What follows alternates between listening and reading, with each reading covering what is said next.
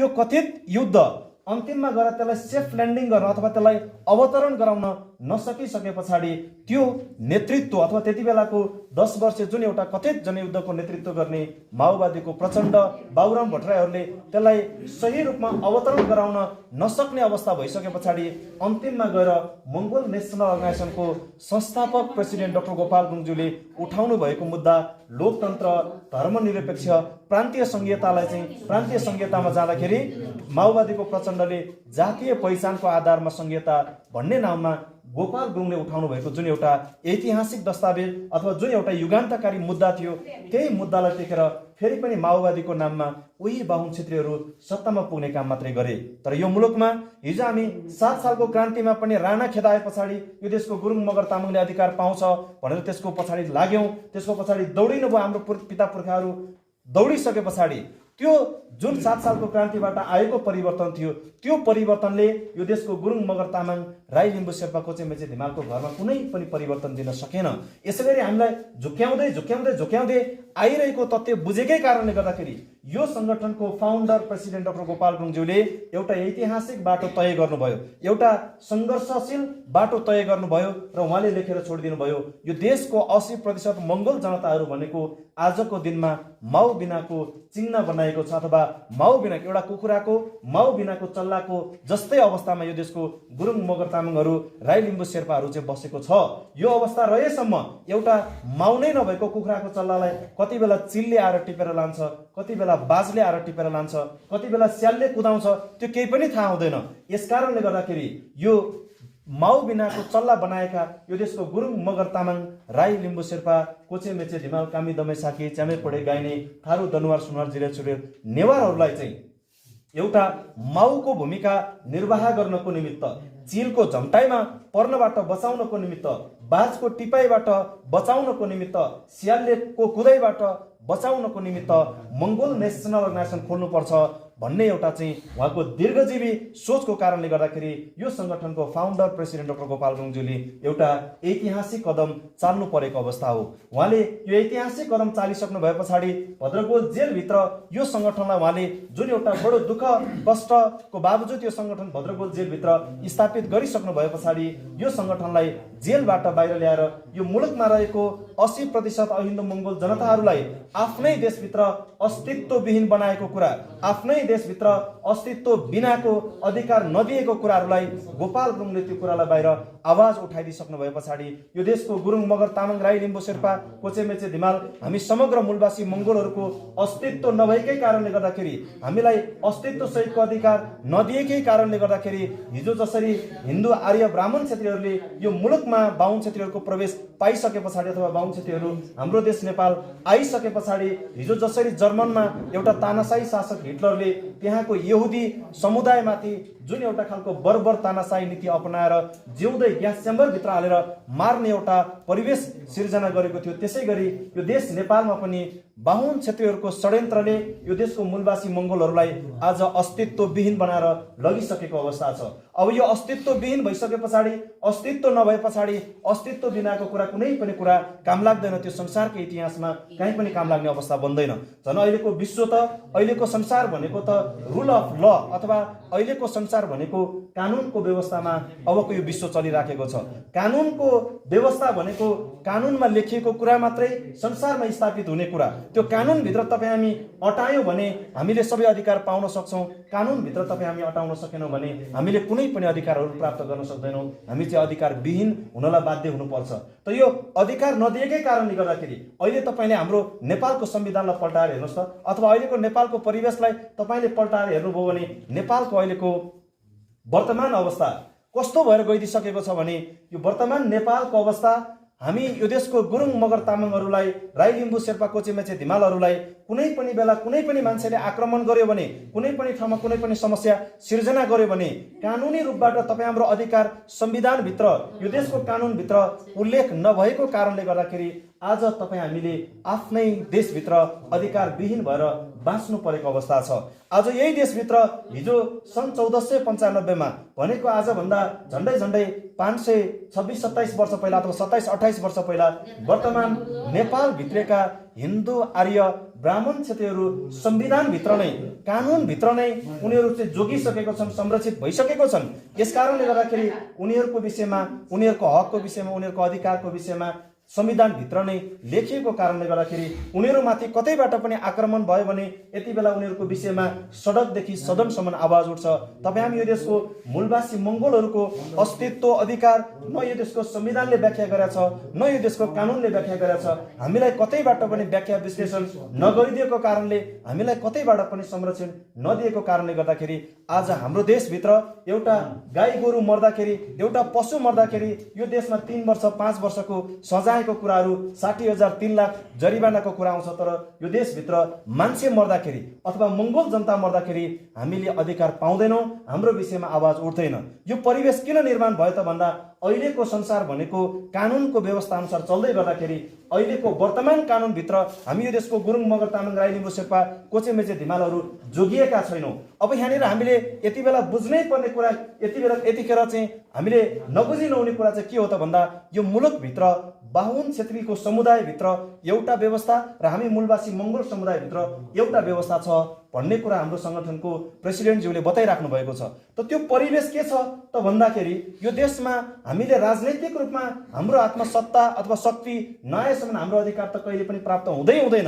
Doctor Gopal गुरुङज्यूले यही कुरा पत्ता लगाउनु भयो। गोपाल गुरुङले यो देशमा चाहिँ हिजो इलामको कोलबुङबाट सुरुवात गर्नुभएको यात्रा पश्चिम नेपालको म्याग्दी जिल्लाको 4000 पर्वत राखोसम्म पुगेर यो नेपालको समग्र परिवेशलाई गोपाल गुरुङले अध्ययन गर्दाखेरि अन्तिममा उहाँले निकाल्नु भएको एउटै निचोड भनेको के हो त भन्दा नेपालको समस्या भनेको राजनैतिक समस्या हो। राजनैतिक रूपमा यो देशको समग्र जनताहरूको प्रतिनिधित्व राज्यको मूलधारमा अथवा त्यो शासन पद्धति निर्माण गर्ने र कार्यान्वयन गर्ने तहमा नेपालको समग्र जनताहरूलाई हामीले पुर्याउन नसकेसम्म यो खालको व्यवस्था सदाबार रूपमा रहन्छ, जनताहरूको अधिकारको कुरा कहिल्यै पनि आउँदैन भन्ने कुरा बुझेकै कारणले गर्दाखेरि यो सङ्गठनको संस्थापक प्रेसिडेन्ट डाक्टर गोपाल गुरुङज्यूले भन्नुभएको छ, political power is the master's key of all locks, अथवा राजनैतिक सत्ता अथवा राजनैतिक शक्ति भनेको नै सबै बन्द ढोकाको ताला खोल्ने मूल चाबी भनेको चाहिँ राजनैतिक शक्ति हो। त्यो हाम्रो हातमा नल्याएसम्म हामीले अधिकार पाउनै सक्दैनौँ भन्ने कुरा गोपाल गुरुङले भन्दै जानुभएको छ। त हामीले त्यही राजनैतिक सत्ता अथवा त्यही राजनैतिक शक्ति अथवा त्यो पावर हामीले आफ्नो हातमा आजसम्म पनि लिन सकेको अवस्था छैन। हामीले एमालेको नामबाट, माओवादीको नामबाट, कङ्ग्रेसको नामबाट तपाईँ हाम्रो मान्छेलाई पटक पटक जिताउँदै संविधान सभाको निर्वाचनमा होस् कि प्रतिनिधि सभाको निर्वाचनमा होस् कि प्रदेश सभाको निर्वाचनमा होस् कि हरेक निर्वाचनमा हाम्रो मान्छेलाई जिताउँदै हामीले सत्तामा पुर्यायौँ। तर त्यो मान्छे कस्तो भइदियो त भन्दा हाम्रो अनुहारमा बाहुनको निमित्त अथवा क्षेत्रीको निमित्त काम गर्ने मान्छे मात्रै हामीले चुनावमा जिताउँदै पठायौँ। उसले उसैको निमित्त मात्रै काम गर्यो, हाम्रो निमित्त काम गरेन। उसलाई केवल हाम्रो अनुहारको एमाले, माओवादी, कङ्ग्रेसमा काम गर्ने मान्छेलाई बाहुन क्षेत्रीले केवल के रूपमा मात्रै उसले विश्लेषण गरे अथवा कुन रूपको मात्रै अधिकार दियो भन्दा एउटा घरमा चाहिँ त्यो घरको सुरक्षा गर्नको निमित्त बसेको पाल्तु एउटा कुकुरको दर्जा मात्रै दियो अथवा त्यही कुकुरको अधिकार मात्रै सुम्पिएको कारणले गर्दाखेरि हाम्रो अधिकारको निमित्त आवाज उठेन। यो सङ्गठनको फाउन्डर प्रेसिडेन्ट डाक्टर गोपाल गुरुङज्यूले, मैले अघि तपाईँलाई थोरै कुरा खोतलिसकेको छु, आज नेपालको संविधानभित्र यो देशमा 72 सालमा घोषणा भएको जुन एउटा नयाँ संविधान छ, यो संविधानको धारा 84 को उपधारा 2 मा यो देशको 20% अल्पसंख्यक हिन्दू, आर्य, बाहुन क्षेत्रीहरूको अधिकार संविधानभित्र सुरक्षित गरेर उसले के लेखिदिएको छ भन्दा धारा 84 को उपधारा 2 मा स्पष्टसँग खस आर्य भनेर उसले त्यहाँनिर उनीहरूको अस्तित्व बचाइदिएको छ। त्यो खस आर्य भनेको के हो भनेर त्यसको स्पष्टीकरणमा उसले के बताएको छ भने खस आर्य भन्नाले ब्राह्मण, क्षेत्री, दशनामी, ठकुरी र सन्यासीहरूलाई चिन्नु पर्नेछ भनेर उसले स्पष्टसँग बताइदिएको छ। अब दशनामी, ठकुरी, सन्यासी, ब्राह्मण, क्षेत्री यही 4वटा समुदायलाई अधिकार प्रत्यायोजन गर्यो संविधानले। अनि त्यही संविधानभित्र हामी यो देशको 80% बहुसंख्यक जनता जो हामी मङ्गोल नस्लका मान्छेहरू छौँ, हामी मङ्गोल नस्लका मान्छेहरूलाई संविधानको धारा र उपधारामा तपाईँ हाम्रो निमित्त अधिकार लेखिदिएन, तपाईँ हाम्रो अस्तित्व लेखिदिएन। हामीलाई के मात्रै सिकायो उसले भन्दा हामीलाई अस्तित्वमा जिउन होइन, हामीलाई चाहिँ पहिचानमा अथवा परिचयमा जिउन मात्रै सिकायो, अस्तित्व भन्ने कुरा हामीलाई सिकाएन। यो अस्तित्वको कुरा गर्दै गर्ने क्रममा यो सङ्गठनको संस्थापक प्रेसिडेन्ट डाक्टर गोपाल गुरुङज्यूले थाल्नु भएको अभियान जुन ऐतिहासिक अभियान छ, त्यो ऐतिहासिक अभियान जस्तै महामानव सिधा बुद्धको तस्बिरलाई हामीले सम्मान गरिराखेका छौँ। त महामानव सिद्धार्थ बुद्धले पनि उहाँको जुन एउटा दर्शन उहाँले ग्रहण गर्नुभयो, जुन बोधिसत्व उहाँले प्राप्त गर्नुभयो, त्यो प्राप्त गरिसके पछाडि महामानव सिद्धार्थ बुद्धले पनि आफ्नो भिक्षु सङ्घको सबै चाहिँ पदाधिकारीलाई बोलाएर महामानव सिद्धार्थ बुद्धले एकचोटि भन्नुभएको थियो, हिजो तपाईहरू यो भिक्षु सङ्घमा आउनुभन्दा पूर्व, यो भिक्षु सङ्घमा आइपुग्नुभन्दा पहिला तपाईँ कोही गुरुङ होला, कोही मगर होला, कोही राई होला, कोही लिम्बू होला, कोही तामाङ होला, कोही कामी दमाई साकी च्यामे पोडे, विभिन्न समुदायको होला, विभिन्न थरीको मान्छे होला। तर भिक्षु सङ्घभित्र आइसके पछाडि तपाईँहरूको एउटै अस्तित्व कायम रहन्छ। तपाईँहरूको अस्तित्व, तपाईँहरूको परिचय भनेको केवल एउटै मात्रै हुन्छ। त्यो के हुन्छ त भन्दाखेरि महामानव सिद्धार्थ बुद्धले भन्नुभएको थियो, यो भिक्षु सङ्घ भनेको चाहिँ एउटा समुद्र जस्तै हो। यो समुद्र कसरी बन्छ भन्दा समुद्र आफैमा समुद्र बन्दैन। समुद्र कसरी बन्छ त भन्दा यताबाट मर्स्याङ्दी नदी बग्छ, त्योभन्दा उतापट्टिबाट गण्डकी बग्छ, त्योभन्दा माथिबाट त्रिशुली नदी बग्छ। यो सबै नदीहरू बग्दै बग्दै बग्दै गएर यो कहाँ पुग्छ त भन्दा गङ्गा नदी हुँदै अन्तिममा गएर यसले एउटा ठुलो बृहत समुद्रको आकार लिन्छ। र डाक्टर गोपाल गुरुङज्यूले पनि हामीलाई यही कुरा सिकाउनु भएको छ। हिजो हामी एउटै नस्लमा थियौँ, एउटै परिचयमा थियौँ, महान नस्लमा अथवा एउटा महान परिचयमा थियौँ। त्यो परिचय के परिचयमा थियौँ भन्दा हामी समग्र, हामी आँखा चिम्सो नाक थेप्चो भएको मान्छेहरू मङ्गोल भन्ने अस्तित्वमा थियौँ, एउटा मङ्गोल भन्ने नस्लमा अथवा एउटा परिचयमा थियौँ। तर अन्तिममा गएर ब्राह्मण क्षेत्रीहरूले हामीलाई टुक्रा टुक्रा पारेर के गरिदियो त आज भन्दा हामी गुरुङ, मगर, तामाङ, राई, लिम्बू, शेर्पा, कोचे, मेचे, धिमाल भनेको यो नदीको नाम जस्तै हो। यताबाट मर्स्याङ्दी नदी बग्छ, उताबाट चाहिँ गण्डकी बग्छ, त्योभन्दा उतापट्टिबाट त्रिशुली बग्छ, त्योभन्दा अझै उता जानुभयो भने भोटेकोशी बग्छ, त्योभन्दा उता जानु भने तामाकोशी बग्छ, अर्को योभन्दा पश्चिमतिर जानुभयो भने कर्णाली नदी, सेती नदी, यो विभिन्न नदीहरू बग्दै बग्दै बग्दै बग्दै आउँछ। यो सबै नदीहरू अन्तिममा गएर कहाँ मिसिन्छन् भन्दा यो सबै नदीहरू सप्तकोशी हुँदै, गण्डक बाँध हुँदै, यो चाहिँ गङ्गा नदी हुँदै अन्तिममा गएर चाहिँ यो समुद्रको रूपमा चाहिँ यो परिमार्जित हुन्छ। त्यो समुद्रमा पुगिसके पछाडि एकचोटि परिकल्पना गरेर हेर्नुहोस् त, त्यो समुद्रमा पुगिसकेको पानी म चाहिँ लमजुङ जिल्लाबाट मर्स्याङ्दी नदीबाट बगेर आएको पानी, म गोर्खा जिल्लाबाट बगेर आएको गण्डकी नदीको पानी, म धादिङ, रसुवा, नुवाकोटबाट बगेर आएको त्रिशुलीको नदीको पानी भनेर छुट्याउन खोजेर त्यो समुद्रमा गएर छुट्याउन सकिन्छ? त्यो त कहिले पनि सकिँदैन, किनभने यो पानीको एउटै अस्तित्व हुन्छ। त्यस्तै तपाईँ हामी यो देशको गुरुङ, मगर, तामाङ, राई, लिम्बू, शेर्पा, कोचे, मेचे, धिमाल, कामी दमाई सार्की च्यामे पोडे, गाइने, थारू, दनुवार, सुनवार, जिरेल, सुरेल, नेवार अथवा हामी आँखा चिम्सो नाक थेप्चो भएको समग्र मान्छेहरूको एउटै नस्ल हो। तपाईँ हामी सबैको अस्तित्व एउटै मात्रै हो। त्यो अस्तित्व भनेको के हो भन्दा हाम्रो मङ्गोल भन्ने अस्तित्व चाहिँ तपाईँ हामी सबै आँखा चिम्सो नाक थेप्चो भएको मान्छेहरूको एउटा सामूहिक अस्तित्व चाहिँ मङ्गोल अस्तित्व हो। संसारमा जम्मा 3वटा मात्रै मानव अस्तित्वहरू छ, मानव नस्लहरू छ। त्यो 3वटा भन्दा बेसी अस्तित्व पनि छैन, नस्ल पनि छैन। त्यो 3वटा अस्तित्व मध्येको हामी आँखा चिम्सो नाक थेप्चो भएका मान्छेहरू मङ्गोल अस्तित्वको मान्छे। अनि अहिले तपाईँ हामीले नेपालमा चिन्दै गरेको जो एउटा यो चाहिँ ब्राह्मण क्षेत्री, बाहुन क्षेत्रीहरू छ, यो बाहुन क्षेत्रीहरू भनेको चाहिँ आर्य नस्लको मान्छे र अर्को एउटा चाहिँ कालो अनुहार भएको, कपाल घुमुर्किएको एउटा हप्सीहरू जसलाई भनिन्छ, त्यो कालो कलरको मान्छेहरू भनेको नेग्रो अस्तित्वको मान्छे। यो 3वटा मात्रै अस्तित्वको अथवा 3वटा नस्लको मात्रै मान्छे चाहिँ संसारको इतिहासमा, संसारको अस्तित्वमा, मानव शास्त्रीहरूको अस्तित्वमा अथवा वैज्ञानिकहरूले प्रमाणित गरेको मानव नस्ल अथवा मानव वर्ण अनुसार जम्मा 3वटा मात्रै अस्तित्व छ। त्यो 3वटा मध्ये अहिले नेपालमा भएको एउटा हिन्दू आर्य बाहुन क्षेत्रीहरूको अस्तित्व, एउटा हामी तपाईँ हामी गुरुङ, मगर, तामाङ, राई, लिम्बू, शेर्पा, कोचे, मेचे, धिमालको एउटा मङ्गोल अस्तित्व गरेर जम्मा 2वटा मात्रै अस्तित्व छ यो देश नेपालमा। तर यो 2वटा अस्तित्व मध्ये एउटा अस्तित्वलाई संविधानभित्र उल्लेख गर्यो, अर्को अस्तित्वलाई संविधानभित्र लेखेन। अब यो कसले लेख्यो, कसले लेखेन भनेर तपाईँले फर्केर हेर्नुभयो भने यो 2072 सालको संविधानको कुरा आउँछ। अब यहाँनिर 2072 सालको संविधानलाई लेख्ने बेलामा त्यो कसले लेख्यो त भन्दा 2070 सालको दोस्रो संविधान सभाको निर्वाचनमा चुनाव जितेर जाने एमालेको सांसद, माओवादीको सांसद, कांग्रेसको सांसद, राप्रपाको सांसद मिलेर त्यो अस्तित्व लेख्यो, संविधान बनायो। अब त्यो संविधान लेख्ने बेलामा त्यो संविधान लेख्ने ठाउँमा बाहुन क्षेत्री मात्रै थिएन, तपाईँ हाम्रो मान्छे पनि थियो त्यहाँनिर। त त्यही 70 सालको दोस्रो संविधान सभाको निर्वाचनमा यो संगठनको संस्थापक प्रेसिडेन्ट डाक्टर गोपाल गुरुङज्यूले त्यति बेला भन्नुभएको थियो, आज नेपालमा 601 जना देशको सांसद बन्ने व्यवस्था छ। यो 601 जना सांसद मध्ये 600 जना क्षेत्रीहरू पनि होइन, प्योर बाहुनै बाहुन जितेर जाओस्, केही फरक पर्दैन। त्यो 600 जना बाहुनहरूको बिचमा मङ्गोलको तर्फबाट मलाई 1 जनालाई भए पनि जिताएर त्यो चाहिँ संविधान लेख्ने हलभित्र पुर्याइदिनुहोस्। म नेपालको 80% मङ्गोल जनताहरूको अधिकार लेखेर यो देशलाई चाहिँ म अगाडि बढाउँछु भनेर गोपाल गुरुङले 70 सालको दोस्रो संविधान सभाको निर्वाचनमा भोट माग्दै माग्दै माग्दै गोपाल गुरुङ झापा इलाम, पाँचौँ ताप्लेजुङतिर अथवा पूर्वतिर जानुभयो। पूर्वतिर गोपाल गुरुङले गएर भोट माग्दाखेरि बाहुन छेत्रीले हाम्रो मान्छेलाई उचाल्देर भन्दै तिमी किन दिन्छौ गोपाल गुरुङलाई भोट? गोपाल गुरुङ भने त उसको पुर्ख्यौली थलो लमजुङ अरे, पश्चिमको गुरुङ रहेछ, हाम्रो पूर्वको गुरुङ पनि होइन, पूर्वको मान्छे पनि होइन, किन दिने गोपाल गुरुङलाई भोट? नदेऊ भनेर बाहुन छेत्रीले उचाल्दै पछाडि हाम्रो मान्छेहरू बाहुन छेत्रीको पछाडि लागेर हो न हो गोपाल गुरुङ भने त पश्चिमतिरको मान्छे रहेछ, हामीलाई के मतलब, किन दिने भोट भनेर गोपाल गुरुङलाई पराई ठान्यो। अनि त्यहीँको जनताले कसलाई चाहिँ आफ्नो मान्छे ठान्यो भन्दाखेरि यही अहिले नेपालको केपी शर्मा ओली, झलनाथ खनालहरूलाई चाहिँ हाम्रै देशको मान्छे, हाम्रै ठाउँको मान्छे, हाम्रै दाजुभाइ जस्तै सोचेर बाहुन छेत्रीलाई हाम्रो मान्छेले गएर मत हालिदिए।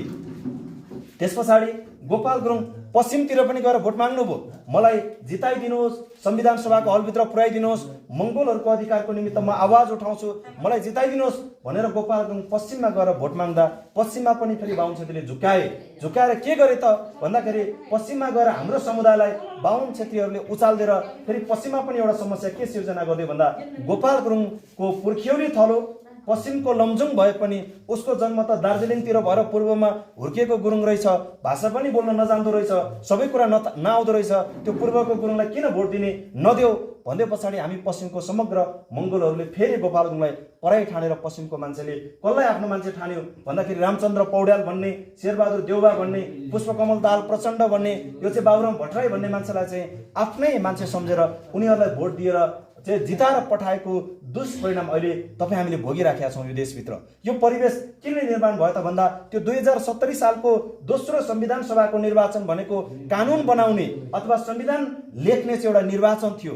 त्यो संविधान लेख्ने निर्वाचनमा हाम्रो तर्फबाट एउटा मात्रै प्रतिनिधि जितेर संसद भवनभित्र पुगेको भए हाम्रो पनि अधिकारको कुरा संसद भवनभित्रबाट चाहिँ वकालत हुन्थ्यो। त्यो 70 सालको चुनावमा तपाईँ एकचोटि फर्केर हेर्नुहोस् त, हामीलाई अहिले संगठनको वर्तमान केन्द्रीय प्रेसिडेन्टज्यूले बताइराख्नु भएको छ हामी मङ्गोलहरू भनेको कस्तो संस्कारमा बाँचिरहेका छौँ आजसम्म भन्दा मङ्गोलहरू भनेको मनको भेद गर्ने, मनैदेखि सबैलाई चाहिँ मनैदेखिबाट कोहीसँग रिसिभी भयो भने, कोहीसँग चाहिँ आफ्नो चाहिँ नराम्रो खटपट पर्यो भने मनैदेखि सधैँको लागि उसलाई शत्रु ठान्ने एउटा अवस्था मङ्गोल समुदायमा छ। अनि बाहुन छेत्रीमा के छ भन्दा मङ्गोलहरूभित्र मनभेद छ, बाहुन छेत्रीभित्र चाहिँ मनभेद छैन, बाहुन छेत्रीभित्र चाहिँ मतको मात्रै भेद छ, मतभेद मात्रै छ भनेर बताइराख्नु भएको छ। तपाईँले त्यो 70 सालको दोस्रो संविधान सभाको निर्वाचनलाई फर्केर हेर्नुहोस् त, ठ्याक्कै त्यही भएन।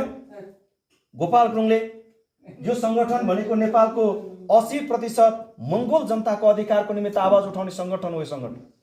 अनि 80% जनताको अधिकारको निमित्त गोपाल गुरुङले सुदूरपूर्वदेखि सुदूर पश्चिमसम्म अथवा देशभरि भोट माग्दा 70 सालमा मङ्गोल नेसनल एसोसिएसनको नाममा जम्मी 12-13 हजार भन्दा मत आएन यो सङ्गठनलाई। कसको लागि लडेको भन्दा 80% जनताको लागि लडेको। 80% को प्रतिनिधित्व गर्ने दलको नाममा जम्मी 11-12 हजार मात्रै भोट आयो 70 सालको चुनावमा।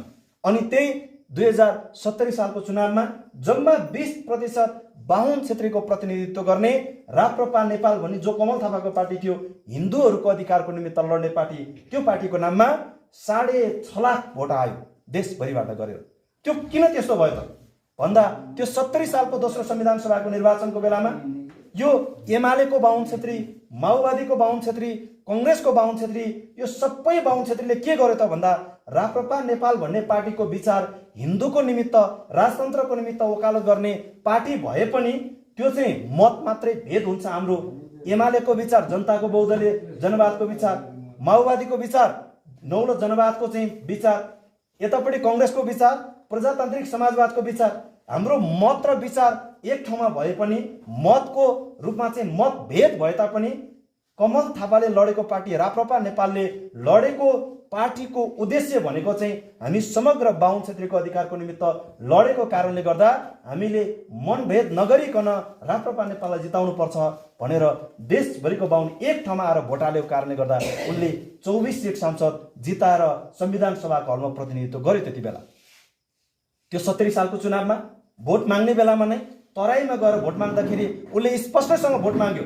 कङ्ग्रेस र राप्रपा सँगै मिलेर तराईमा गएर भोट माग्दा एक भोट नेपाली कङ्ग्रेसको गाछीलाई, एक भोट राप्रपा नेपालको बाछीलाई भनेर भोट मागेर तराईबाट चाहिँ राप्रपा नेपाललाई जिताएर ल्यायो।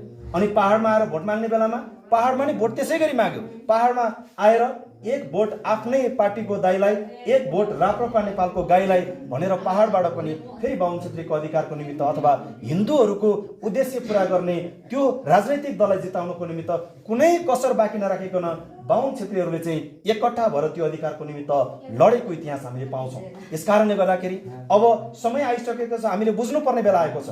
अब चुनाव आइसकेको छ। यो आसन्न स्थानीय तहको निर्वाचन 2079 साल वैशाख 30 गते सम्पन्न हुन गइराखेको छ। अब यो निर्वाचनको बेलामा हामीले विवेक पुर्याउनु पर्छ। हामीले निर्वाचनकै बेलामा विवेक पुर्याउने भनेको तपाईले हामी परिकल्पना गरौँ त, नेपाली कांग्रेस 7 सालबाट हेर्दै हेर्दै हेर्दै आएको आज 78 साल भइसक्यो, 71 वर्ष बितिसक्यो। एमालेको कुरा गरौँ, 46-47 साल पछाडि हेर्दै आएको यही एमाले हो। आज झन्डै झन्डै 30 वर्ष पुगेर 31 वर्ष लागिसक्यो एमाले पनि सत्तामा पुगेको। 62-63 को जनआन्दोलन पछाडि 64 सालमा सत्तामा पुगेको माओवादीहरू, 64 मा पुगेको सत्तामा पुगेको माओवादी आज 78 साल 14 वर्ष लागिसक्यो माओवादीले पनि सत्ता चलायो। अनि 14 वर्षसम्म माओवादीले चलाएको सत्ताले पनि विकास नहुने, 31 वर्षसम्म एमालेले चलाएको सत्ताले पनि देश परिवर्तन नहुने, नेपाली कांग्रेसले झन्डै झन्डै 70-71 वर्ष देश चलाउँदा पनि देश बनेन भने अब पनि हामी एमाले माओवादी कांग्रेसको पछि लागेर अझै पनि त्यसको विश्वास गरेर बस्यौँ भने त हामी फस्छौँ नि फस्दैनौँ र? परिकल्पना गरेर हेरौँ त हामी। यो समय भनेको एकदमै ऐतिहासिक समय छ। हामीले बुद्धि यही बेलामा पुर्याउनु पर्छ। तपाईले तपाईको बारीमा यसपालि मकै रोप्दाखेरि तपाईको बारीमा मकै फलेन भने तपाईले के गर्नुहुन्छ? यसपालि मकै रोप्दाखेरि मकै फलेन भने तपाईले सोच्नुहुन्छ मैले मकै रोपेको मेरो बारीको माटोमा मकै उत्पादन नहुने रहेछ, मैले कोदो पो रोप्नु पर्छ कि क्या हो भनेर मकै रोप्न छोडेर तपाई अर्को वर्ष कोदो रोप्नुहुन्छ आफ्नो बारी। तपाई जागिर खाने सिलसिलामा एक ठाउँमा गएर जागिर खाँदा तपाईले भने जति तलब सुविधा पाउनु भएन भने 2-4 महिना जागिर खाएर तपाईले के सोच्नुहुन्छ? यो ठाउँको जागिरले मलाई चाहिँ केही पनि नदिने रहेछ, मैले अर्को जागिर खोज्नु पर्छ भनेर तपाईले विकल्प खोज्नुहुन्छ कि खोज्नुहुन्न? तपाईले एउटा व्यवसाय सुरुवात गर्नु, किराना पसल होस् कि फेन्सी पसल होस् कि जुस पसल होस् कि जेसुकै पसल होस्, तपाईले एउटा व्यवसाय यसपालि सुरुवात गर्नुभयो, 3-4 महिना 4-5 महिना 1 वर्षसम्म पनि तपाईले त्यो व्यवसायलाई स्थापित गर्न सक्नु भएन भने अर्को वर्ष तपाईले व्यवसाय परिवर्तन गरेर अर्को काम गर्नुहुन्छ। तपाई हाम्रै मान्छेहरू साउदी, कतर, मलेसिया, दुबई यसपालि अहिलेको समयमा बेसरी हाम्रो मान्छेहरू विदेशी नै प्रचलन छ। तपाई साउदी गएर पैसा कमाउन सक्नु भएन भने 3 वर्षपछि नेपाल आएर के गर्नुहुन्छ? साउदीमा गएर 3 वर्ष काम गरियो, पैसा कमाउन सकेन, अब एकचोटि चाहिँ कतार गएर हेर्नु पर्यो भनेर कतारतिर जानुहुन्छ। कतारमा पनि कमाइ भएन भने एकचोटि चाहिँ दुबई जानुपर्छ कि क्या हो भनेर फेरि कतार छोडेर तपाईँ दुबईपट्टि जानुहुन्छ। हामीलाई हाम्रो चेतनामा के थाहा छ भन्दा एउटा कामबाट सफल भएन भने अर्को कामको सुरुवात गरिहाल्नुपर्छ भन्ने चेतना भएको तपाईँ हामी यो देशको जनताहरूले एमाले माओवादी कांग्रेसबाट भएन, अब यसको विकल्प खोज्नु पर्छ भनेर लाग्नुपर्ने बेला आइसकेको छ। समय यही नै। हामीले अहिले बुद्धि पुर्याएनौँ भने फेरि पनि बाहुन क्षेत्रीले हामीलाई उस्तै सधैँभरि बाहुन क्षेत्रीको हनुमान दासी बन्ने भन्दा अरू कुनै पनि केही पनि काम बन्नै दिँदैन। अनि हाम्रै अनुहारका एमाले माओवादी कांग्रेसको पछाडि लागेर पिछलगो भएर आउने हाम्रै मान्छेले फेरि तपाईँ हामीलाई दास बनाउँछ। 70 सालको चुनावको कुरा त्यही होइन। अहिले एमाले माओवादी कांग्रेसमा लाग्ने बाहुन क्षेत्रीले आएर तपाईँलाई हामी मङ्गोलको मान्छे अब देशको चाहिँ सत्तामा पुग्नु पर्यो भनेर कुरा गर्यो भने एमाले माओवादी कांग्रेसको बाहुन क्षेत्रीले हामीलाई के उदाहरण दिन्छ?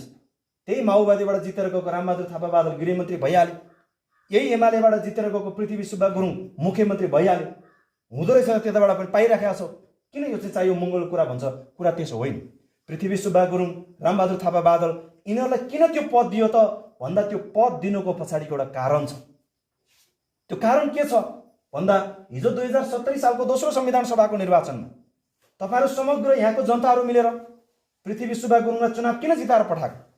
गुरुङहरूको अधिकारको निमित्त आवाज उठाइदिनु पर्यो, हाम्रो विषयमा पनि सही ठाउँमा गएर हाम्रो समस्या राखिदिनु पर्यो भनेर चुनाव जिताएर पठाएको होइन। उतापट्टि सिन्धुपाल्चोकको एउटा क्षेत्र छ, पहिलाको पूर्व कानुन मन्त्री शेरबहादुर तामाङको निर्वाचन क्षेत्र। उसको निर्वाचन क्षेत्र म करिब सबै घुमिसकेको छु। उसको निर्वाचन क्षेत्रको माथिको जनताले अहिले पनि यो खस भाषा, तपाईँ हामी अहिले जो बोलिराखे खस भाषा छ, यो खस भाषा अहिले पनि बुझ्दैन त्यहाँको जनताले। अनि त्यहाँको तामाङहरूले शेरबहादुर तामाङलाई चुनाव किन जिताएर पठाएको भन्दाखेरि शेरबहादुर तामाङलाई ल शेरबहादुर तामाङज्यू नेताज्यू तपाईले गएर हाम्रो समस्या चाहिँ सही ठाउँमा राखिदिनु पर्यो भनेर चुनाव जिताएर पठाएको होइन। तर 70 सालमा यो चुनाव जितेर जाने मान्छेहरूले हामीलाई बदमासी कहाँ गर्थ्यो एकचोटि फर्केर हेर्नुहोस् त। 70 सालमा जितेर गएको 601 जना सांसदहरू भित्रबाट 2072 सालमा नेपालमा नयाँ संविधान जारी भयो। त्यो जारी भएको संविधानको धारा 84 को उपधारा 2 मा बाहुन क्षेत्रीहरूको अस्तित्व सहितको अधिकार खस आर्य भनेर बाहुन क्षेत्रीले स्पष्टसँग लेख्यो उनीहरूको अस्तित्व। त्यो खस आर्य लेख्ने बेलामा एमालेको बाहुन क्षेत्री, माओवादीको बाहुन क्षेत्री, कांग्रेसको बाहुन क्षेत्री अथवा यसलाई समग्र रूपमा भनौं कांग्रेसको सुशील कोइराला, शेरबहादुर देउबा, रामचन्द्र पौड्यालहरू, माओवादीको त्यति बेलाको पुष्पकमल दाहाल प्रचण्ड, बाबुराम भट्टराईहरू, अनि त्यति बेलाको एमालेको केपी ओली, झलनाथ खनाल, माधव कुमार नेपालहरू, यिनीहरू सबैजनाले पार्टीको सबै कुरा भुलेर एउटै टेबलमा आएर बसेर एउटै सहमति यिनीहरूले के गरे भन्दा हामी बाहुन क्षेत्रीहरूको अधिकार खस आर्य संविधानको धाराभित्र उल्लेखित गर्नै पर्छ भनेर एमाले, माओवादी, कांग्रेसले आफ्नो पार्टी भुलेर एउटै टेबलमा आएर सहमति जनाएर त्यो पास गरेर ल्याए तिनीहरू। त्यो पास गर्ने बेलामा एमालेबाट जितेर गएको यही पृथ्वी सुब्बा गुरुङ, माओवादीबाट जितेर गएको त्यही हितबहादुर तामाङ, एमालेबाट जितेर गएको फेरि त्यही शेरबहादुर तामाङ, कांग्रेसबाट जितेर गएका बहादुर सिंह लामा भन्नेहरू, उनीहरू पनि त्यति बेला उसकै पार्टीको बाहुन क्षेत्रीहरू सबै बाहुन क्षेत्री एकै ठाउँमा पुगेर खस आर्य भन्ने अधिकार लेख्दै गर्ने क्रममा यो एमाले, माओवादी, कांग्रेसबाट जितेर गएका गुरुङ, मगर, तामाङहरू पनि एउटै टेबलमा आएर उनीहरूले त्यति बेला के गर्न सक्नु पर्थ्यो भने तपाईँ बाहुन क्षेत्रीको अधिकार संविधानको धारा 84 को उपधारा 2 मा तपाईहरू लेख्नुहुन्छ भने हामी यो देशको गुरुङ, मगर, तामाङहरूको अस्तित्व मंगोल अस्तित्व हो, हाम्रो मंगोल अस्तित्व संविधानमा लेख्नु पर्यो तपाईँहरूले भनेर हामी पनि एउटै टेबलमा आएर उभिन्छौँ भनेर त्यति बेला चाहिँ पृथ्वी सुब्बा गुरुङ, शेरबहादुर तामाङहरू चाहिँ एउटै टेबलमा गएर उभिएर त्यो लेख्नको निमित्त उनीहरूले कम्मर कसनु पर्थ्यो। तर उनीहरूले गरेनन् त्यो कुरा। उनीहरूले त के गर्दै त भन्दा बाहुन क्षेत्रीको मात्रै अधिकार समेटिएको संविधान घोषणा गर्दाखेरि हात फुट्ने गरेर ताली पड्काएर पास गरेर ल्याइदियो। आज तपाईँ हाम्रो टाउकोमा हानेको हाने अवस्था बनायो। यो कहिले भयो त भन्दा 70 सालको चुनावको मात्रै खेल हो। यो चुनाव आइसकेको छ अहिले पनि। अब यो 2079 सालको वैशाख 30 गतेको आएको यो जुन स्थानीय तहको निर्वाचन छ, अब यो स्थानीय तहको निर्वाचनमा पनि तपाईँ हामीलाई झुक्क्याउनको निमित्त अर्कै एउटा खेल खेल्न आँटिराखेको छैन। तपाईले अब छोडिदिनु भयो हुन्छ। एमालेको नाममा, माओवादीको नाममा, कांग्रेसको नाममा, अहिलेको नयाँ समाजवादी पार्टीको नाममा यो जुन जुन राजनैतिक दल आउँछ यसलाई त तपाईहरूले, मैले सधैँभरि भन्ने गरेको छु, कांग्रेस त तपाईँ हाम्रो पालाको पार्टी नै होइन। कांग्रेस त हाम्रो बाजेकै पालाको पार्टी हो। त्यसले गर्ने भएको भए बाजेको पालामा गर्ने, बाजेको पालाबाट हामी नातिहरू हुर्किसक्यौँ, आजसम्म आएन। अनि बाजे पनि त्यही कांग्रेसमा झुक्कियो, हाम्रो बाउ पनि त्यही कांग्रेसमा झुक्कियो, हामी पनि त्यही कांग्रेसमा झुक्यौँ भने हाम्रो छोरा नाति कहाँ गएर झुक्किन्छ? आउँदैन अधिकार त्यसले। एमालेको अवस्था पनि त्यही। एमाले हाम्रो पालाको पार्टी नै हो नि, एमाले पनि हाम्रो बाउहरूको पालाको पार्टी। हाम्रो बाउहरू पनि झुक्के एमालेमा लाग्यो। गरिबको निमित्त अधिकार ल्याइदिन्छ भनेर कुदेको होइन एमालेको पछि। आएन। यति आउने हो भने एमालेले सत्ता प्राप्त गरेको आज करिब 31 वर्ष भइसक्यो प्रत्यक्ष रूपमा। 31 वर्षमा एउटा केटा र केटी बिहे गरेर जन्मेको छोरा पनि 31 वर्षको लाठे भइसकेको छ यति बेला। अनि यत्रो वर्षसम्म नल्याएको परिवर्तन अझै पनि एमालेले ल्याउला भने त्यसको पछाडि कुदेर हुन्छ। माओवादीको अवस्था पनि त्यही। 64 सालबाट देखाउँछु हामी अरू त केही गर्न सक्दैनौँ, 5 वर्षभित्र नेपाललाई स्विजरल्यान्ड बनाउँछौँ भनेर भनेको होइन यही प्रचण्डले। आज 5 होइन, 10 होइन, 15 वर्ष बितिसक्यो। अब पनि फेरि हामी उसकै पछि दगुर्यौँ भने हाम्रो हालत के भएर जाला? यसकारणले गर्दाखेरि हामीले समय छँदै बुद्धि पुर्याउनु पर्छ। यो आसन्न स्थानीय तहको निर्वाचन छ, यो चुनावकै बेलामा बुद्धि पुर्याउने। हामीले अरू बेलामा कराएर दुखेसो पोखेर केही पनि हुँदैन।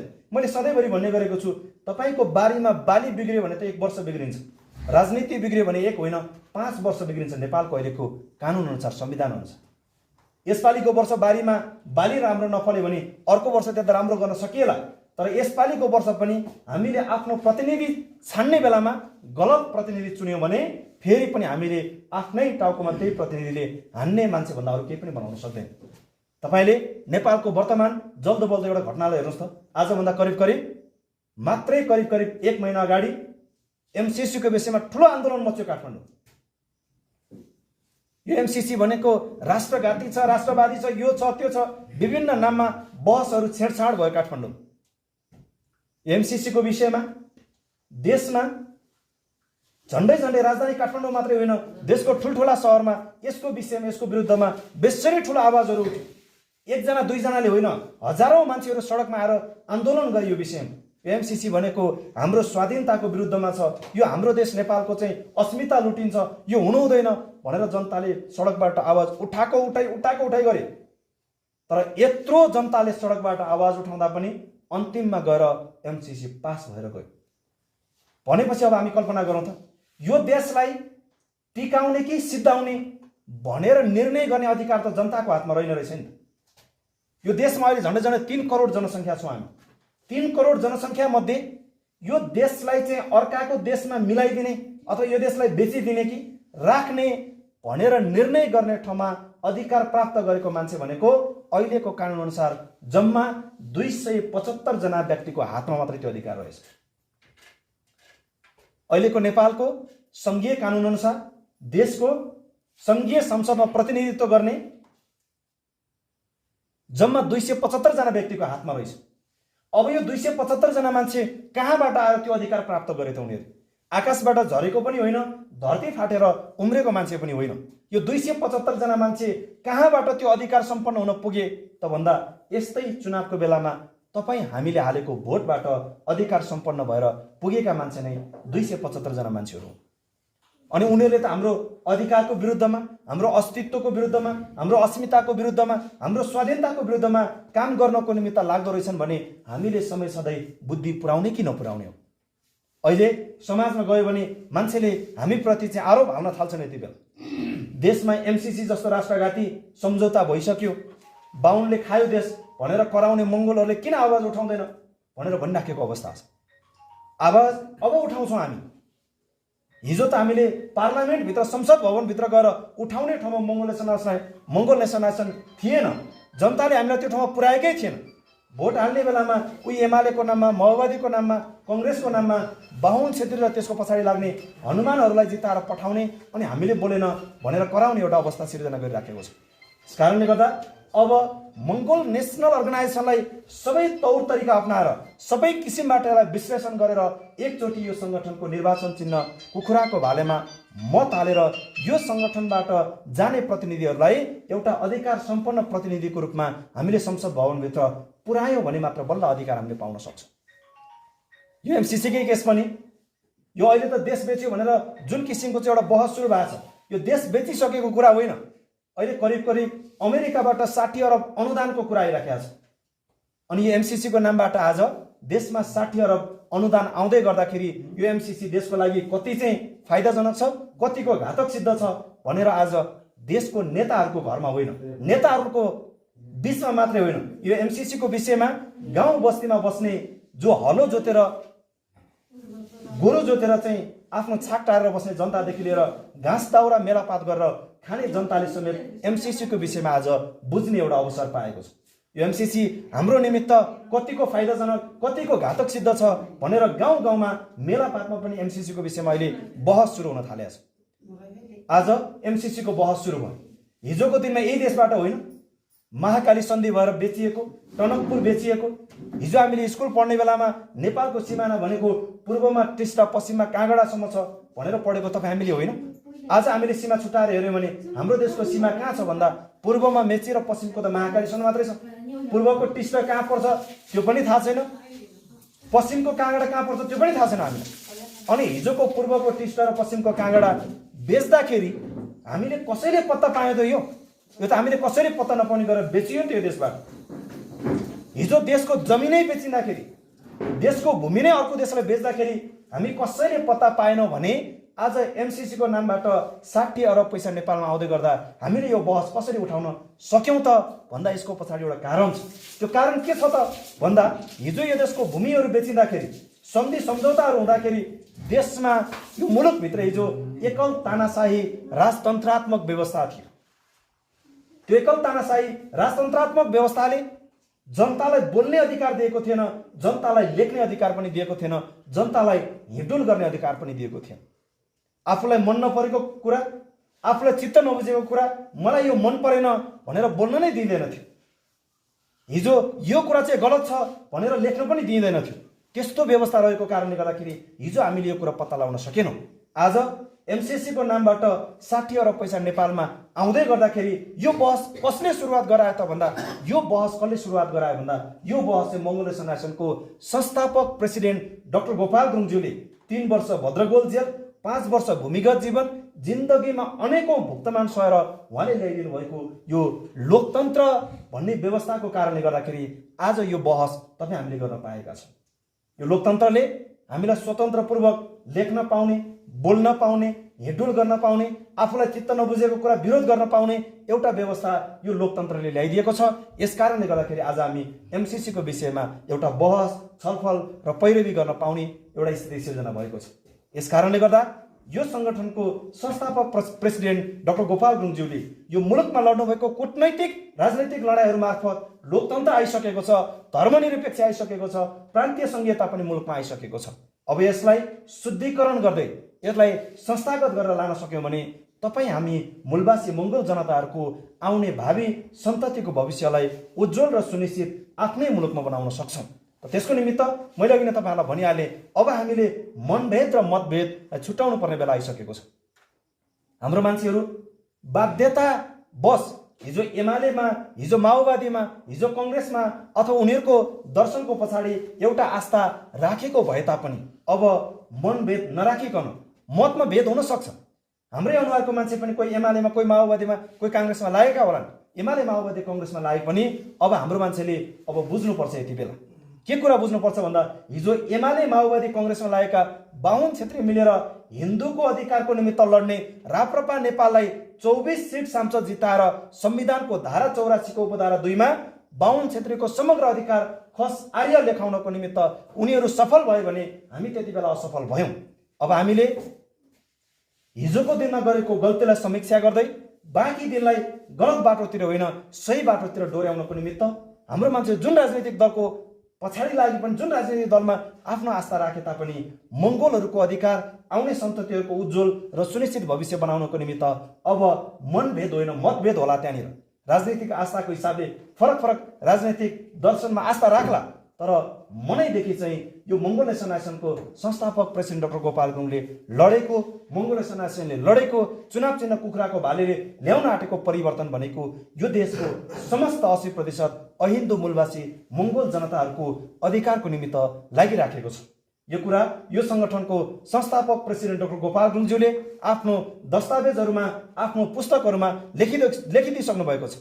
आज यो मुलुकमा एमालेले लडेको लडाईँले परिवर्तन ल्यायो भने एमालेकै नेता कार्यकर्ताको लागि मात्रै भइराखेको छ। माओवादीले लडेको राजनीतिक लडाईँले आएको परिवर्तन आयो भने माओवादीको नेता कार्यकर्ताको मात्रै पेवा जस्तो बनाइएको छ। अनि कांग्रेसले लडेको राजनीतिक लडाईँले प्राप्त भएको उपलब्धि आयो भने कांग्रेसकै नेता कार्यकर्ताको पेवा मात्रै भइराखेको अवस्था छ।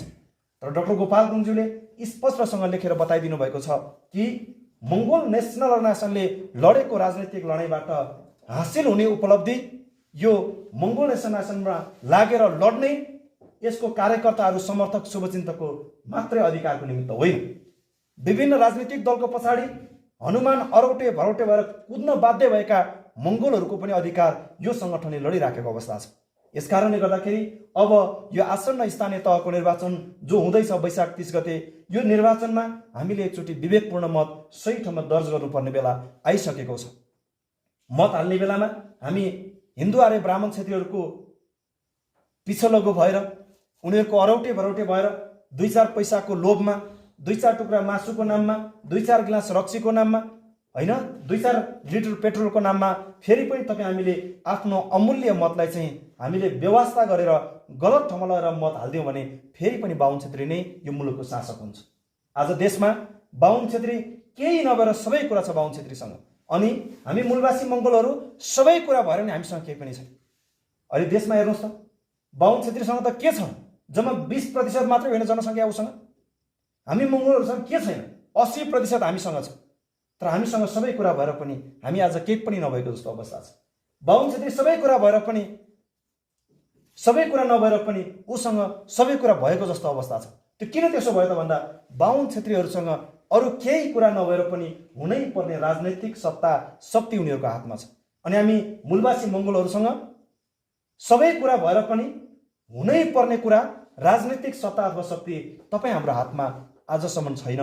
यस कारणले गर्दा हामी हिन्दू आर्य ब्राह्मण क्षेत्रीहरूको दास दासी भएर बाँचिराख्नु परेको अवस्था छ, मरिमरि बाँचिराख्नु परेको अवस्था छ। यो कुरालाई यो आसन्न स्थानीय तहको निर्वाचनबाट नै अब हामीले सकार्दै लिएर जानुपर्छ। हाम्रो हिजोको पुर्खाहरूले बाध्यतामा परेर, व्यवस्थामा परेर, विभिन्नमा परिस्थितिमा परेर बाहुन क्षेत्रको पछि लाग्नुपर्ने परिवेश निर्माण भयो होला। हाम्रो आउने सन्तति अथवा तपाईँ हाम्रो निमित्त उहाँहरूले गर्न सक्नु भएन। अब हिजो हाम्रो पिता पुर्खा त एमाले माओवादी काङ्ग्रेस भनेरै उसको जीवन बित्यो, अब हामी पनि त्यही भएर बिताउँ भनेर हामीले पनि गलत बाटो समात्यौँ भने हाम्रो आउने सन्ततिको भविष्य आफ्नै मुलुकमा देशबाट शरणार्थी भएर खेदिनु पर्ने एउटा परिवेश निर्माण हुँदैछ यो मुलुकभित्र।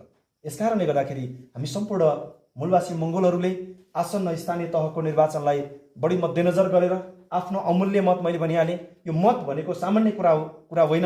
यो मतदान भनेको यो किन्न पनि नमिल्ने, बेच्न पनि नमिल्ने एउटा अमूल्य मत हो यो। तर यो अमूल्य मतलाई आज देशमा नेपालमा के गरेको छ भने किनबेच गरेको छ। राङ्गो भैँसी किने जस्तो, खसी बाख्रा बोका किने जस्तो, कुखुराको चाहिँ भालेहरू कुखुराहरू किनेको किनबेच गरे जस्तो आज देशमा मत एकले अर्कालाई एमालेको नाममा, माओवादीको नाममा, काङ्ग्रेसको नाममा मत किनेर तपाईँ हामीलाई भेडा च्याङ्ग्रा जस्तै बनाइसकेको अवस्था छ। आज यही ठाउँमा कुरा गरौँ, लमजुङ जिल्लाको यो गाउँको तामाङहरू भनेको एमालेको नाममा भेडा बनाएर उसले 1 लाख हो कि 2 लाख हो कि 3 लाखमा मत किनेर जितेर जान्छ। अनि अर्को गाउँको गुरुङलाई पनि भेडा नै बनाएर चुनावमा चाहिँ मत किनेर ऊ पनि जितेर जान्छ। अन्तिममा गएर 2-4 लाख 2-4 करोड पैसा बाँड्छ। त्यो बाँडे पछाडि सत्तामा पुगेर राष्ट्रघाती कुराहरू अवलम्बन गरिन्छ। एमसिसीको कुरा पनि त्यही हो। एमसिसीको विषयमा आज 78 सालमा बहस भएको छ। यो आजको कुरा हो। हिजो 74 सालको चुनावमा 12 अरब पैसा ल्याएर बाँडेर खाइसकेका थियो बाहुन क्षेत्रीहरूले। हिजो एमाले माओवादी काङ्ग्रेसको नाममा 74 सालको चुनावको बेलामा, प्रतिनिधि सभाको निर्वाचनको बेलामा गाउँमा पैसा बाँड्न आयो नि त एमाले माओवादी काङ्ग्रेसको नेताहरू। पैसा कहाँबाट ल्याएर बाँड्यो होला भनेर हामीले सोचेनौँ। पैसा दिएपछि पायो भने खाइदिउँ भनेर पैसा समात्यौँ। पैसा कहाँबाट ल्याएर बाँड्यो भन्दा उही एमसिसीको नामबाट 12 अरब पैसा ल्याएर 74 सालको चुनावमा नै तपाईँ हामीलाई कसैलाई 1000, कसैलाई 2000, कसैलाई 3000 त्यो हाम्रो एउटा क्याटेगोरी राखेर हामीले भेडा च्याङ्ग्रा किन्न गयौँ भने, खसी बोका किन्न गयौँ भने अलि राम्रो खसीको दाम अलि छुट्टै, अलिकति चाहिँ सामान्य खसीको दाम अलि छुट्टै गरे जस्तै हामी गुरुङ मगर तामाङहरूलाई जो गाउँको अलिकति बाटो टाटो छ त्यसलाई अलि बेसी, जो गाउँको केही पनि नजाने भोटै मात्र हाल्न जानेलाई अलि कम पैसा बाँडेर हामीलाई भेडा च्याङ्ग्रा खरिद गरेर यसरी खरिद गरेर मत जितेर गयो। आज त्यही राष्ट्रघाती सम्झौतालाई पास गरिदियो यिनीहरूले। यस कारणले गर्दाखेरि समय सधैँ हामीले विवेकपूर्ण मत सही ठाउँमा लगाउन सक्यौँ भने मात्रै हाम्रो पनि भविष्य सुरक्षित हुन्छ। हाम्रो आउने भावी सन्ततिहरूको भविष्य पनि आफ्नै मुलुकमा सुरक्षित गर्न सकिन्छ। यो गर्नकै निमित्त यो सङ्गठनको फाउन्डर प्रेसिडेन्ट डाक्टर गोपाल गुरुङज्यूले यो महान सङ्घर्ष गर्नुभएको छ। डाक्टर गोपाल गुरुङज्यूको जीवनमा मैले अघि नै कुरा जोडिहालेँ। उहाँको व्यक्तिगत जीवनमा उहाँलाई नपुग्दो केही पनि थिएन। सुनको थालमा चाँदीको चम्चाले खाएर बस्न सक्ने हैसियत कायम भएको मान्छे जीवनभर सङ्घर्षै गरेर मर्नुभयो। व्यक्तिगत रूपमा गोपाल गुरुङले उपलब्धि ठाने गरेर उहाँको जीवनमा केही पनि परिवर्तन आएन। उहाँको एउटै सोच र एउटै परिकल्पना थियो। आज हामी 2078 सालमा छौँ। आजभन्दा झन्डै 50-52 साल पहिला, 50-52 वर्ष पहिला गोपाल गुरुङ तथा राजा महेन्द्रले त्यति बेला नै प्रस्ताव अथवा एउटा प्रलोभन गरिसकेको थियो। तपाईँलाई के कुरा चाहिन्छ माग्नुहोस्, दिन्छौँ, तर यस्तो कुरा नगर्नुहोस् भनेर गोपाल गुरुङलाई त्यति बेला मेची अञ्चलको अञ्चलाधीशको नियुक्ति पत्र नै गोपाल गुरुङलाई घरमा पठाएको अवस्था थियो। राजा वीरेन्द्रले पनि त्यस्तै कुराहरू अफर गर्यो। उहाँले कुनै पनि कुरा मान्नु भएन र अन्तिममा गएर गोपाल गुरुङले राजा महेन्द्र, राजा वीरेन्द्र हुँदा अन्तिममा गएर राजा ज्ञानेन्द्रलाई समेत एउटै जवाब फर्काउनु भयो, म त खानलाई जन्मेको मान्छे होइन, म त खुवाउनलाई जन्मेको मान्छे। एक छाक मिठो मसिनो खानको लागि मलाई कसरी दिनु पर्दैन, मेरो मस्तिष्क नै काफी छ। मेरो चिन्ता भनेको मेरो 80% मङ्गोल जनताहरूको चिन्ताको निमित्त चाहिँ मैले यो आवाज उठाइराखेको छु। मेरो 80% जनता बिहान खाए बेलुका के खाउँ, बेलुका खाए बिहान के खाउँ भएर मरिमरि बाँचिराखेको अवस्था छ। यस कारणले गर्दा महाराज यस्तो कुरा अबदेखि मलाई नल्याउनुहोस्, म यो आवाज उठाउन कहिले पनि छोड्दैन भनेर गोपाल गुरुङले निरन्तर लड्नु भएको थियो। 64 सालको पहिलो संविधान सभाको निर्वाचनमा यो सङ्गठन निर्वाचन आयोगमा दर्ता भएर पहिलो पटक निर्वाचन लड्दै थियो। 64 साल चैत्र 28 गतेको पहिलो संविधान सभाको निर्वाचन त्यो निर्वाचन गोपाल गुरुङले जित्ने अवस्था थियो। इलाम जिल्लाको 2वटा निर्वाचन क्षेत्रबाट गोपाल गुरुङले प्रत्यक्ष रूपमा उम्मेदवारी दर्ता गराउनु भएको अवस्था। गोपाल गुरुङले चुनाव जित्न आँट्यो भन्ने कुरा देखेर 64 सालमा नेपाली कांग्रेसको गिरिजा प्रसाद कोइराला हेलिकप्टरमा 1 करोड पैसा बोकेर कुलबहादुर गुरुङलाई चुनाव उठाउनको निमित्त इलाम पुगेको अवस्था थियो। यतापट्टिबाट गोपाल गुरुङ मंगलको नाम लिएर चुनाव लडिराखेको छ, उतापट्टिबाट कांग्रेसबाट केबी गुरुङलाई चुनाव उठाए। गोपाल गुरुङले अलिअलि कुरा बुझाएर उठाउँदै गरेको गुरुङहरू पनि त्यही आफैमा एकैचोटि अब भ्रम पर्यो। यतापट्टि हेर्दा नि गुरुङ, उतापट्टि हेर्दा नि गुरुङ। कुन भोट हाल्ने भन्दाखेरि पैसाको प्रलोभनमा परेर नेपाली कांग्रेसको केबी गुरुङलाई भोट हालेर जिताएर पठाए। केबी गुरुङले चुनाव पनि जित्यो। चुनाव मात्रै जितेन, केबी गुरुङले राज्य मन्त्री समेत बन्यो। केबी गुरुङ, गोपाल गुरुङ चुनाव हार्नु, तर गोपाल गुरुङले लडेको लडाई भनेको गणितीय नतिजाको लागि मात्रै थिएन। त्यति बेला गोपाल गुरुङको लडाई भनेको इतिहास जित्ने लडाई थियो। खास सैद्धान्तिक लडाई जित्ने अभियान थियो गोपाल गुरुङको। त्यसकारणले गर्दाखेरि 64 सालको पहिलो संविधान सभाको निर्वाचनमा केबी गुरुङसँग चुनाव हारेको गोपाल गुरुङ आज दिन 2 गुणा रात 4 गुणा हुँदै नेपालको सुदूर पूर्वमा रहेको ताप्लेजुङको ओलाङचुङ गोलादेखि लिएर नेपालको सुदूर पश्चिममा रहेको कैलाली कञ्चनपुर डडेलधुराको भूमिमा समेत आज गोपाल गुरुङको तस्बिरलाई सम्मान गरिराखेको अवस्था छ। आज गोपाल गुरुङको विचारहरू जंगलमा सल्केको आगो जसरी चाहिँ फैलिराखेको अवस्था। आज गोपाल गुरुङले भद्रकोट जेलभित्र स्थापित गर्नुभएको यो झण्डा फरफरिराखेको अवस्था छ। अनि त्यही 64 सालको चुनावमा गोपाल गुरुङको विरुद्धमा बागी उम्मेदवार बनेर बाहुन क्षेत्रीको हनुमान अरौटे भरौटे भएर आएको कुलबहादुर गुरुङ केबी गुरुङ चुनाव जित्यो पनि, उनले राज्य मन्त्री पनि भयो। तर अन्तिममा गएर अहिले इलामकै जनतालाई गएर सोधेर केबी गुरुङ भनेर चिन्नुहुन्छ भने चिन्दैन भन्ने अवस्था पनि छ। आज केबी गुरुङ मर्ने बेलामा एउटा घरको झुप्रोभित्र आफ्नो बाँकी जिन्दगी कटाएर बसिराखेको अवस्था छ।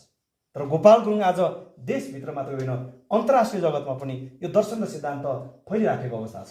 यस कारणले गर्दा डाक्टर गोपाल गुरुङज्यूले आफ्नो व्यक्तिगत जीवनमा आफ्नै निमित्त लड्नु भएको एउटा राजनीतिक लडाई थिएन।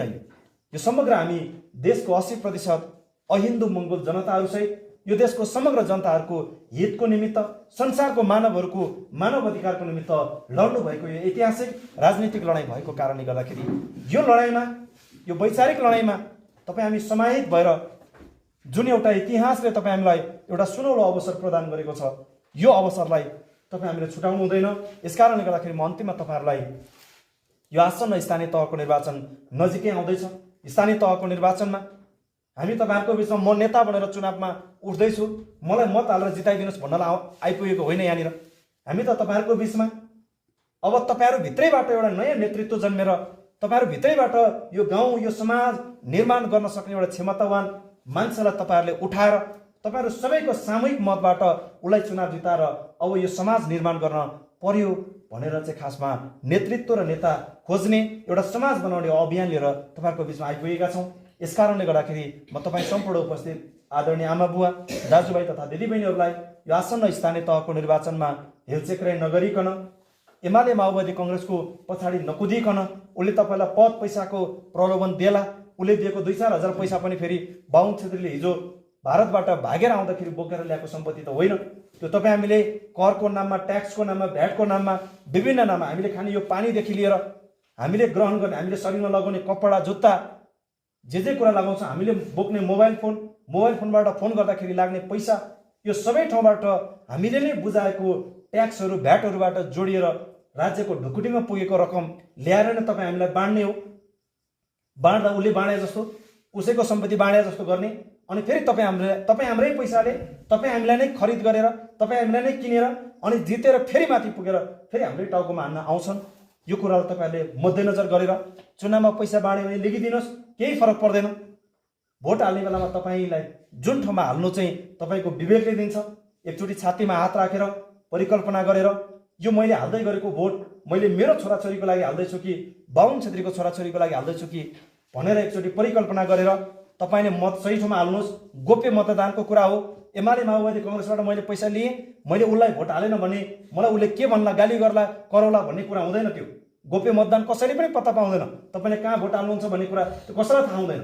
यसकारणले गर्दाखेरि तपाईँको मतदान गोप्य मतदान हुने भएको कारणले गर्दा सही ठाउँमा मतदान गरेर मङ्गोल नेसन एसोसिएसनको फाउन्डर प्रेसिडेन्ट महामानव डाक्टर गोपाल गुरुङज्यूले कोरिदिनु भएको जुन एउटा युगान्तकारी मङ्गोलवाद दर्शनको जुन एउटा विरासत छ यसलाई जोगाउँदै अब आउने भावी सन्ततिको हातमा हामीले यो मुलुकलाई राख्दिन सक्यौँ भने मात्र हाम्रो आउने भावी सन्ततिहरूको भविष्य आफ्नै मुलुकमा उज्जवल र सुनिश्चित बन्छ।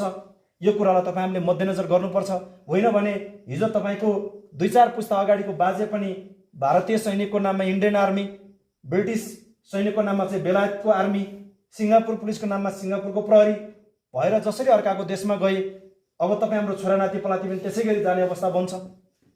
साउदी, कतार, मलेसिया दुवैतिर जानुभन्दाको विकल्प केही पनि छैन। यो परिवेश निर्माण गर्ने सबै कुरा कहाँबाट भयो त भन्दा हाम्रो हातमा राजनैतिक सत्ता शक्ति नभएको कारणले गर्दाखेरि यो विषम परिस्थिति समाजमा अझै पनि यथावत छ। यो कुरालाई मध्यनजर गरेर यो आसन्न स्थानीय तहको निर्वाचनमा तपाईँको मत सही ठाउँमा जाओस्। मैले तपाईँहरूलाई भन्नै पर्छ, यो मङ्गोल एसोसिएसनको चुनाव चिन्ह कुखुराको भालेमा तपाईँले एकचोटि मात्रै मत हालेर यसलाई तपाईँले एउटा अग्नि परीक्षा नै लिनु भए पनि हुन्छ। अब परीक्षाको घडीमा उत्तीर्णको निमित्त मङ्गोल एसोसिएसन र यो सङ्गठनको उम्मेदवारहरू एकदमै चाहिँ तर्खर अवस्थामा बसिसकेको अवस्था छ। अब एमाले माओवादी कङ्ग्रेस भनेको त मैले अघि भनिहालेँ, कङ्ग्रेस भनेको बाजेकै पालाबाट फेल भइसकेको, माओवादी यो एमाले बाउकै पालाबाट फेल भइसकेको, माओवादी त तपाईँ हामीले नै टेस्ट गरेर फेलियर भएर गइसकेको पोलिटिकल पार्टीहरू हुन्। अब एउटा नयाँ विचार, नयाँ सोच, समाज निर्माण गर्ने, समाजमा आउने भावी सन्ततिहरूको भविष्यलाई युगान्तकारी हिसाबले सम्बोधन गर्न सक्ने एउटा भिजन भएको राजनीतिक दलको हिसाबले मङ्गोल एसोसिएसनको चुनाव चिन्ह कुखुराको भालेको विकल्प अब यो मुलुकमा छैन। यसकारणले गर्दाखेरि एकपटक तपाईँले अग्नि परीक्षाकै रूपमा पहिला तपाईँले चुनाव चिन्ह कुखुराको भालेमा मत हालेर एमएनओको तर्फबाट उठ्ने उम्मेदवारलाई जिताएर पठाउनुहोस्। जिताइसकेपछि पनि परिवर्तन पाउनु भएन भने त्यति बेला तपाईँहरूसँग प्रश्न, हामीसँग जवाफ हुनेछ। तर अहिलेको अवस्थामा तपाईँसँग न प्रश्न छ न जवाफ छ, न हामीसँग छ। त्यो अवस्था त्यस्तो बनिदिएको छ। अहिले तपाईँसँग प्रश्न छ तर तपाईँसँग भएको प्रश्न हामीप्रति होइन, एमाले माओवादी कङ्ग्रेसलाई सोध्नुपर्ने बग्रेल्ती प्रश्नहरू छन्। अब उसलाई सोध्यो भने के भनिदिन्छ भन्दा एमाले माओवादी कङ्ग्रेस भने त बाहुन छेत्रीले प्रतिनिधित्व गरेको दल हो, बाहुन छेत्रीको त उसको षड्यन्त्र गर्ने बुद्धि हुन्छ, जालसाजी गर्ने बुद्धि हुन्छ। तपाईँले एउटा क्वेसन गर्नुभयो भने अर्को उत्तर दिएर पनि तपाईँलाई फेरि घुमाउँछ। यसकारणले गर्दाखेरि त्यसको पछाडि नघुमिकन यो आसन्न स्थानीय तहको निर्वाचनबाट तपाईँ हामी मूलवासी मङ्गोलहरूको जितलाई सुनिश्चित गरेर आउने सन्ततिको भविष्यलाई चाहिँ यही मुलुकभित्र निर्माण गर्नुपर्छ भन्ने कुरा यहाँहरूको बिचमा राख्दै समयको पाबन्दीलाई पनि मध्यनजर गर्न चाहन्छु। आज जिल्ला सभा लमजुङको आयोजनामा तपाईँहरूसँग भेट्ने एउटा अवसर मिल्यो। तपाईँहरू धेरै थोरै जे जति भए पनि यो विचारको हिसाबले तपाईँहरूले जतिजनाले सुन्नुभएको छ यो कुरालाई आफ्नै घरको परिवारभित्र आफ्नो आफन्त नातागोता यो सार्दै यो दर्शन सिद्धान्त फैलाउँदै स्थानीय तहको निर्वाचनमा हाम्रो जितलाई सुनिश्चित बनाउनको निमित्त यहाँहरू सबैजना लागिदिनु होला। मङ्गोल एसोसिएसनलाई अब विश्वास गरेर एकचोटि मात्रै भए पनि अग्नि परीक्षाको रूपमा जिताउनु पर्ने बेला आएको छ भन्ने कुरा यहाँहरूको बिचमा राख्दै विशेष गरी आज यो आयोजक सभा मङ्गोल एसोसिएसन जिल्ला सभाको आयोजनामा तपाईँहरूसँग भेट्ने एउटा सुनौलो अवसर प्रदान गरिदिनु भएकोमा म आयोजक जिल्ला सभा लमजुङलाई पनि विशेष आभार प्रकट गर्न चाहन्छु। त्यसै गरी तपाईँहरूको बिचमा आएर मङ्गोल एसोसिएसनको विचार, सिद्धान्तहरू, यसको भावनाहरू, यसको चाहिँ भावी रणनीतिहरूको विषयमा तपाईँहरूको बिचमा आएर बताउने एउटा चाहिँ जुन अवसर सँगसँगै तपाईँहरूसँग भेट्ने एउटा अवसर मिल्यो र यसको निमित्त तपाईँहरू उपस्थित सम्पूर्ण आदरणीय आमाबुवा, दाजुभाइ तथा दिदीबहिनी तपाईँहरूले जुन आफ्नो एउटा व्यस्त समय दिएर हाम्रो बिचमा आएर यो कार्यक्रम स्थलसम्म आएर यो सङ्गठनको विचार सिद्धान्तहरू सुनिदिनु भएकोमा उपस्थित हुनुभएका म सम्पूर्ण आदरणीय आमाबुवा, दाजुभाइ तथा दिदीबहिनीहरूलाई पनि हार्दिक धन्यवाद व्यक्त गर्दै आगामी दिनमा तपाईँहरूसँग फेरि भेट्ने बाचासहित अन्तिममा गएर फेरि पनि एमाले माओवादी कङ्ग्रेसको नाममा बाहुन छेत्रीको पछि लाग्नु, बाहुन छेत्रीको पछि लागेर आउने हाम्रै अनुहारको मान्छेको पछि लाग्नु पनि तपाईँ हाम्रो दुरावस्था सृजना गर्नु हो। हाम्रो यात्रा उकालोतिर होइन ओह्रालोतिर, हाम्रो यात्रा उचाइतिर होइन, त्यो चाहिँ तल बेसीतिर मात्रै पुग्न जान्छ। हाम्रो यात्रा सफलता उन्मुख होइन, हाम्रो यात्रा असफलतातिर धकिलिनु पुग्छ भन्ने कुरालाई अन्तिममा फेरि पनि तपाईँहरूलाई म यो कुरामा चाहिँ जगजाहेर गराउन चाहन्छु। बाहुन छेत्रीकै पछाडि लागेको कारणले गर्दा हाम्रो बाजेहरूले दुःख पाए, बाउहरूले दुःख पाए, हामीले पनि दुःख पाइरहेका छौँ। अब पनि हामी उनीहरूकै पछि लाग्यौँ भने हाम्रो आउने छोरा नाति पनातिको अवस्था पनि यस्तै बन्दै जान्छ। यसकारणले यसलाई समयसँगै तपाईँहरूले बुझिदिनु होला भन्ने कुरा यहाँहरूको बिचमा राख्दै तपाईँहरूबाट म अहिलेको निमित्त बिदा लिन चाहन्छु। हस्त, जय मङ्गोल।